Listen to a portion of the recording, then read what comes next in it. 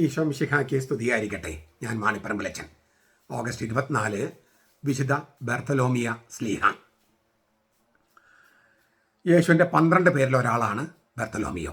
മത്തായി 10:1-4, മർക്കോസ് 3:13-19, ലൂക്ക 6:12-16. 4-ാം സുവിശേഷത്തിലെ നഥാനിയേലാണ് സമാന്തര സുവിശേഷങ്ങളിലെ ബർത്തലോമിയോ എന്നാണ് പാരമ്പര്യം. അതിന് കാരണമുണ്ട്. ആ പാരമ്പര്യം ഉണ്ടാകാൻ കാരണമുണ്ട്. യോഹന്നാന്റെ സുവിശേഷത്തിലെ 1-ാമത്തെ അധ്യായം 43 മുതൽ 51 വരെ വചനങ്ങളിൽ നഥാനയേലിനെ കാണാം. ആ നഥാനയേലാണ് യോഹന്നാന്റെ സുവിശേഷം നഥാനയേൽ, സമാന്തര സുവിശേഷങ്ങൾ ബർത്തലോമിയോ. എന്തുകൊണ്ടാണ് രണ്ടുപേരും ഒരാളാണ് എന്ന് നിഗമനത്തിലെത്തുന്നത്? 4-ാം സുവിശേഷത്തിൽ പീലിപ്പോസാണ് നഥാനയേലിനെ യേശുവിൻ്റെ അടുക്കൽ കൊണ്ടുവരുന്നത്. സമാന്തര സുവിശേഷങ്ങളിലെ 3 പട്ടികയിലും മൂന്ന് പട്ടിക നമ്മൾ കണ്ടു കഴിഞ്ഞു. പീലിപ്പോസിൻ്റെ പേരിന് ശേഷമാണ് ബർത്തലോമിയെ കാണുന്നത്. അപ്പോൾ പീലിപ്പോസാണ് നഥാനയേലിനെ യേശുവിൻ്റെ അടുക്കൽ കൊണ്ടുവന്നത് യോഹന്നാന്റെ സുവിശേഷം അനുസരിച്ച്. മത്തായി, മർക്കോസ്, ലൂക്ക സുവിശേഷങ്ങളിൽ പീലിപ്പോസിൻ്റെ പേരിന് തൊട്ട് താഴെയാണ് നഥാനയേൽ. അപ്പോൾ പീലിപ്പോസ് കൊണ്ടുവന്നു ആള് പീലിപ്പോസിൻ്റെ പേരിന് തൊട്ട് താഴെയാണ് ബർത്തലോമിയോ. അപ്പോൾ പീലിപ്പോസ് കൊണ്ടുവന്ന നഥാനയേൽ തന്നെയാണ് പീലിപ്പോസിൻ്റെ പേരിന് തൊട്ട് താഴെയുള്ള ബർത്തലോമിയോ എന്ന നിഗമനത്തിലെത്തി. അതാണ് സഭയിലെ നിഗമനം, പാരമ്പര്യം. ബർത്തലോമിയോ എന്ന വാക്ക് ബർത്തോൾമായി, ബർ എന്ന് വെച്ചാൽ അരാമിയ ഭാഷയിൽ മകൻ, ബർ. തോൾമായി എന്ന് പറഞ്ഞൊരു പേര്. ബർത്തോൾമായി എന്ന് പറഞ്ഞാൽ തോൾമായുടെ മകൻ. അപ്പോൾ തോൾമായി എന്നുള്ളത് അപ്പൻ്റെ പേരാണ്. മകൻ ബർത്തോൾമായി, അത് ബർത്തലോമിയോ എന്നായി. ബർത്തലോമിയോ തോൾമായുടെ മകൻ എന്നർത്ഥം. ഈ സഭാചരിത്രം എഴുതിയ കേസറിയാൽ എവ്സേബിയസ് പറയുന്നത് ബർത്തലോമിയോ ഇന്ത്യയിലേക്ക് പ്രേക്ഷിത ദൗത്യമായി പോയി എന്നാണ്. സഭാചരിത്രം 5:10 കാണാം. മത്തായിയുടെ സുവിശേഷത്തിൻ്റെ ഒരു കോപ്പി ഇന്ത്യയിലേക്ക് കൊണ്ടുപോയെന്നും ഈ എവ്സേബിയസ് പറയുന്നുണ്ട്. വിശുദ്ധ ജെറോം ഈ എവ്സേബിയസിനെ പിന്തുടർന്ന് അത് ആവർത്തിക്കുന്നുണ്ട്. കൊങ്കൺ തീരത്താണ് പ്രേക്ഷിത പ്രവർത്തനം നടത്തിയതെന്നും ഇപ്പോഴത്തെ കല്യാൺ രൂപതയുടെ ചുറ്റുവട്ടത്താണ് അതെന്നുമാണ് പറയപ്പെടുന്നത്. ഇന്ത്യ കൂടാതെ എത്യോപ്യ, മെസപ്പൊട്ടോമിയ, പാർത്തിയ തുടങ്ങിയ സ്ഥലങ്ങളിലും അദ്ദേഹം പ്രേക്ഷിത പ്രവർത്തനമായിട്ട് പോയിട്ടുണ്ട്. അർമേനിയയുടെ രാജാവായിരുന്ന പൊളിമീസിനെ മാമോയിസം മുക്കിയത് അദ്ദേഹം, ഈ ബർത്തലോമിയോ ആണെന്നാണ് വിശ്വാസം. അർമേനിയയിലാണ് അദ്ദേഹം രക്തസാക്ഷിയായിട്ട് മരിച്ചതും. തലയേർത്ത് കൊല്ലുകയായിരുന്നു. ചിലർ പറയുന്നത് ഈ കുരിശിലേറ്റുകയായിരുന്നു. വളരെ മിനിമം ചരിത്രപരമായ സംഗതികളെ നമുക്ക് ഈ ബർത്തലോമിയെക്കുറിച്ച് അറിയുള്ളൂ. ബർത്തലോമിയും നഥാനയേലും ഒരാളാണെങ്കിൽ നമുക്ക് വളരെ വിശേഷപ്പെട്ട കുറേ സംഗതികളുണ്ട്. അതിലത്തെ ഒരു കാര്യം മാത്രം ഞാൻ പറയാം. എല്ലാം പറയുകയാണെങ്കിൽ നീണ്ട സമയമെടുക്കും.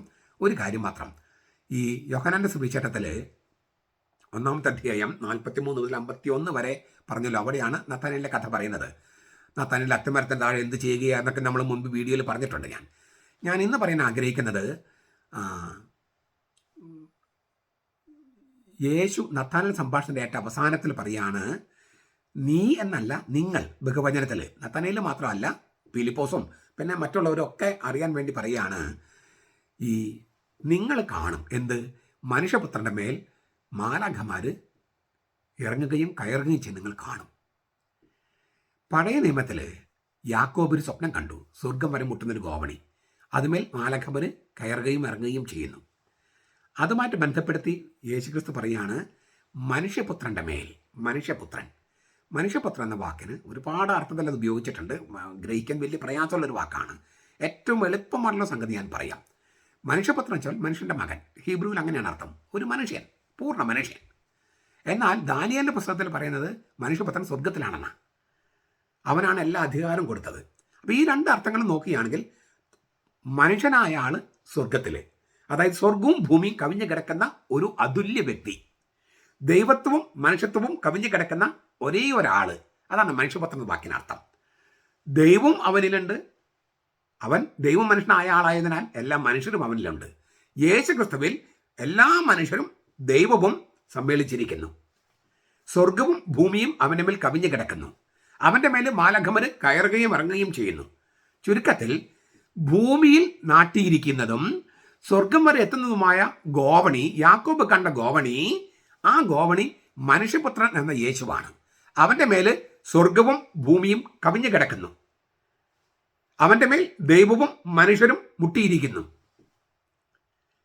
ഭൂമിയിൽ വെച്ചിരിക്കുന്നു, സ്വർഗം വരെ എത്തുന്നു. അങ്ങനെയുള്ള ഗോവണി. ഈ നഥാനിയേൽ അത്തിമരത്തിന് താഴെ ഇരുന്ന് യാക്കോബിൻ്റെ കഥ വായിക്കുകയായിരുന്നു എന്നൊക്കെ ഒരു പാരമ്പര്യമുണ്ട്. മാത്രമല്ല, ഇതാ നിഷ്കളങ്കനായ ഇസ്രായേൽക്കാരനെന്നാണ് യേശു ക്രിസ്തു നഥാനയേലിനെ കുറിച്ച് പറഞ്ഞത്. കാപട്യമുള്ള ഇസ്രായേൽക്കാരനായിരുന്നു യാക്കോബ്. അവനാണ് ഈ സ്വപ്നം കണ്ടത്. ഇപ്പോൾ കാപട്യമില്ലാത്ത ഇസ്രായേൽക്കാരനായ നഥാനയേലിനോട് പറയാണ്, നീയും നിന്റെ കൂടെയുള്ളവരും കാണും മനുഷ്യപുത്രന്റെ മേൽ മാലാഖമാർ ഇറങ്ങുകയും കയറുകയും ചെയ്യുന്നത്. കാരണം ഭൂമിയിൽ നിന്ന് സ്വർഗത്തിലേക്ക് വച്ചിരിക്കുന്ന ഏക ഗോവണി മനുഷ്യപുത്രനായ യേശുക്രിസ്തുവാണ്. അതിനാൽ അവന്റെ മേൽ മാലാഖമാർ കയറുകയും ഇറങ്ങുകയും ചെയ്യുന്നു. തീർന്നില്ല. അവന്റെ മേൽ സ്വർഗവും ഭൂമിയും കവിഞ്ഞു കിടക്കുന്നതിനാൽ ഇപ്പോൾ മനുഷ്യപുത്രനെ നമ്മൾ തൊട്ടുകൊണ്ട് നിന്നാൽ നമ്മൾ സ്വർഗത്തെ തൊട്ട് നിൽക്കുന്നു. കാരണം അവന്റെ മേൽ സ്വർഗവും ഭൂമിയും കവിഞ്ഞു കിടക്കുകയാണ്. ഇങ്ങനെ അവനെ തൊടാൻ, ശാരീരികമായി തൊടാൻ, അത് നഥാനയേലിന് കഴിഞ്ഞതുപോലെ നമുക്ക് സാധിക്കാൻ, അതിനു വേണ്ടിയാണ് അവൻ വിശുദ്ധ കുർബാന സ്ഥാപിച്ചത്. വിശുദ്ധ കുർബാന സ്ഥാപിച്ചു. വിശുദ്ധ കുർബാനയിൽ നമ്മൾ കർത്താവിനെ തൊടുമ്പോൾ നമ്മൾ സ്വർഗത്തെ തൊടുന്നു. വിശുദ്ധ കുർബാനയിൽ നമ്മൾ കർത്താവിനെ തൊടുമ്പോൾ നാം ദൈവത്തെ തൊടുന്നു.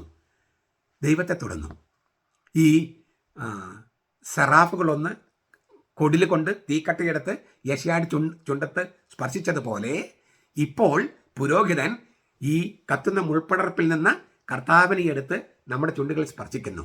നാം ദൈവത്തെ സ്പർശിക്കുന്നു. യെശയ്യായുടെ ചുണ്ടുകൾ ശുദ്ധീകരിക്കപ്പെട്ട്, യെശയ്യാ ആസകലം ശുദ്ധീകരിക്കപ്പെട്ടതുപോലെ നമ്മുടെ പാപങ്ങൾ ശുദ്ധീകരിക്കപ്പെട്ട് കത്തിപ്പോയി നാം ദൈവത്തെ മുട്ടി നിൽക്കുന്നു. ഇതാ ലോകത്തിൻ്റെ പാപങ്ങൾ നീക്കുന്ന ദൈവത്തിൻ്റെ കുഞ്ഞാട് എന്ന് പറയുന്ന വചനം കുർബാന സ്വീകരിക്കുമ്പോൾ ശരിക്കും സത്യമാകുന്നു. അതുകൊണ്ട് ലത്തീൻ സഭയിൽ കുർബാന സ്വീകരണം തൊട്ട് മുമ്പ് പറയുന്നത് ഇതാ ലോകത്തിൻ്റെ പാപം നീക്കുന്ന ദൈവത്തിൻ്റെ കുഞ്ഞാട് എന്നാണ്. കുഞ്ഞാടിൻ്റെ കല്യാണ വിരുന്നിന് വിളിക്കപ്പെട്ടിരിക്കുന്നവർ ഭാഗ്യവാന്മാർ. അത് വെളിപാട് പുസ്തകത്തിലെ വാക്കാണ്.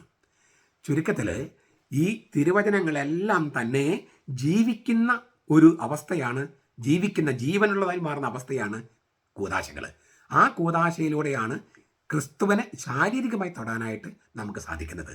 അന്ന് നഥാനയേലിന് കൊടുത്ത അതേ ആ ഗോവണിയിൽ തൊട്ട് നിൽക്കാൻ, ആ ഗോവണി ചവിട്ടി കയറിപ്പോകാൻ കൗദാശികമായി സാധിക്കുന്നത് കുർബാനയിലൂടെയാണ് എന്നും വെളിപ്പെടുകയാണ്.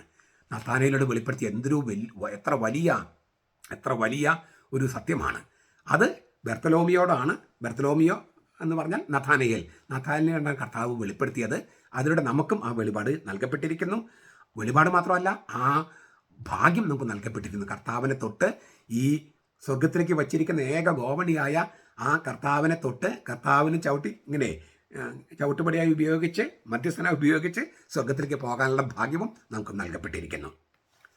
ഇന്ന് നഥാനിയേൽ അല്ലെങ്കിൽ ബർത്തലോമിയോടൊപ്പം തിരുനാൾ ആഘോഷിക്കുന്ന മറ്റ് വിശുദ്ധർ അബ്ബാൻ, അബിക്സെ, അഗോഫ്ലിറുദസ് ഓഫ് ലാക്രുവ, ആന്ദ്രേ ഫർദേവ്, Antonio de Blanes, Emily de Vialar, Eptadius of Autun, എവ്തുക്കിയൂസ് ഓഫ് ത്രോവാസ്, ഫാത്ന, George Limniotes, Erhard, Jeanne Antide Thouret, Maria Michaela of the Blessed Sacrament, Miroslav Bulesic, Ouen of Rouen, Patrick the Elder, Ptolemy of Nepi, Romanus of Nepi, സന്ദ്രാത്തുസ്, Tatian of Claudiopolis, Veronica Antal, martyrs in the Spanish civil war, Felix Gonzalez Tejedor, Fortunato, Velasco, Tobar, Isidre, Thorat, ബാൽസെൽസ്, Lorenzo, Lizaso, Luis, അൽമേച്ചിയ,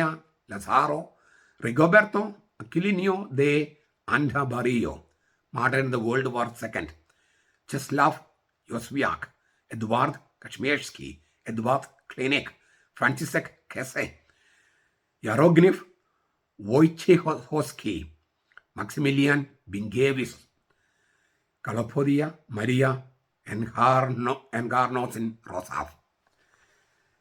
വിശുദ്ധരുടെ കൂട്ടുകുടുംബം സ്വർഗത്തിൽ അവരോട് ചേർന്ന് നമ്മൾ ആരാധനയിൽ സംബന്ധിക്കുന്നു. അവരുടെ പ്രാർത്ഥനകൾ സ്വർഗത്തിലേക്ക് പുകച്ചുരുളായി ഉയരുന്നു. അവരുടെ ഓർമ്മ സുവിശേഷം പ്രഘോഷിക്കുന്ന സ്ഥലത്തെല്ലാം നാം സഭ പ്രഘോഷിക്കുന്നു.